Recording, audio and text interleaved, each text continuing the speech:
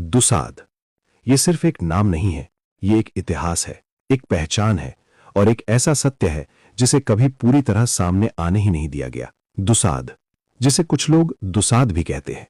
आज ये समाज बिहार, उत्तर प्रदेश, झारखंड, पश्चिम बंगाल, राजस्थान, मध्य प्रदेश, हरियाणा और अरुणाचल प्रदेश तक फैला हुआ है।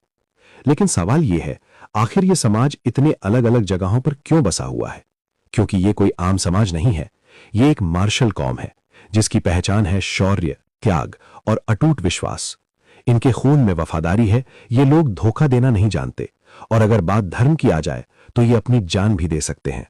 दुसाध समाज खुद को सूर्यवंशी क्षत्रिय परंपरा से जोड़कर देखता है। वही सूर्यवंश जिसकी पहचान रही है धर्म की रक्षा, सत्य के लिए संघर्ष और बलिदान।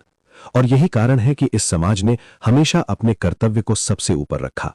इनके कुल देवता महाराज चौहरमल माने जाते हैं, जिनकी आस्था आज भी हर दिल में जिंदा है। इस समाज की परंपराएं आज भी लोगों को हैरान कर देती हैं। आग पर चलना, खौलते हुए दूध में हाथ डालना, यह सिर्फ परंपरा नहीं, ये विश्वास की ताकत है। लेकिन असली कहानी इतिहास के उस दौर से शुरू होती है जब इस धरती पर संकट था। कहा जाता है कि राणा लाखा के नेतृत्व में राजस्थान से सूर्यवंशी गोहिल गहलोत क्षत्रिय गया के विष्णुपद मंदिर की रक्षा के लिए निकले थे।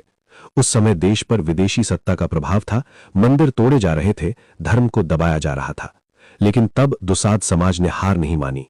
उन्होंने तलवार उठाई और अपने धर्म, अपनी संस्कृति और अपनी पहचान की रक्षा के लिए सब कुछ दांव पर लगा दिया। युद्ध हुए, संघर्ष हुए, खून बहा, लेकिन यह समाज कभी पीछे नहीं हटा और फिर वो यहीं बस गए।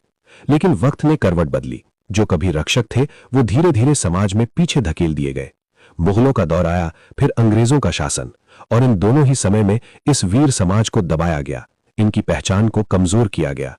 इतना दबाया गया कि यह समाज अपने ही गौरव को भूलने लगा। हालात ऐसे हो गए कि लोगों को अपने ही घरों में डर लगने लगा।